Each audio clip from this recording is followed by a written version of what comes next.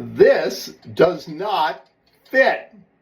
And in the past, trying to get something to fit 2 or 3 times and it still didn't fit, I would lose my mind. I would get so frustrated and I would have an emotional explosion. This is Dave from Cazocompass. Let's talk about distraction and managing emotions. As I said in the past, trying to put something like this in and not working, I would get really, really frustrated. And I would have an emotional reaction. I would have an outburst, right? And what I have found, and a lot of people have found, is that frustration can lead to anxiety. And anxiety leads to that fight or flight response, right?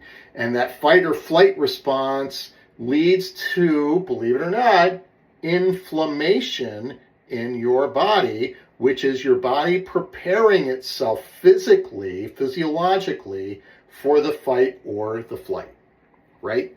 And so what we need to do is we need to get aligned to balance this emotional response, which is ultimately what happens, right?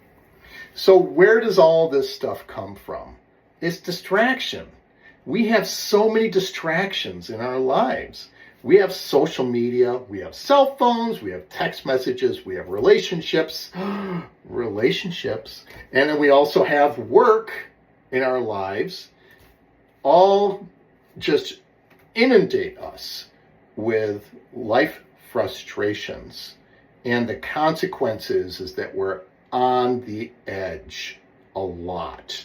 The more and more that there's that anxiety that comes in, the more and more that we're on the edge of exploding, right?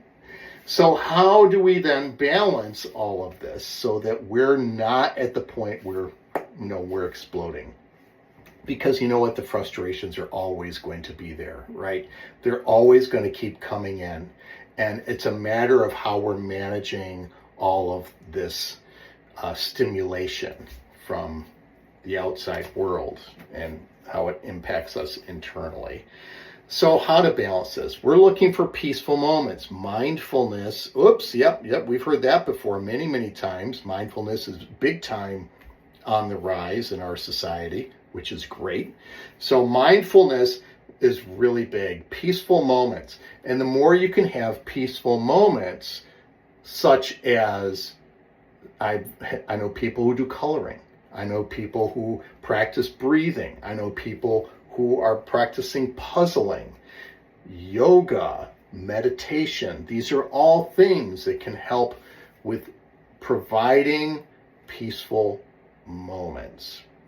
And the more that we practice these things, we move from being in a peaceful moment to being in a peaceful state. And that's really where we want to be, is in that peaceful state. And in a peaceful state brings us emotional balance. And that emotional balance brings us consistency in our day-to-day. So practice some peaceful moments and really move towards that peaceful state. And if you need help with that, let me know. I'm happy to help. And good luck.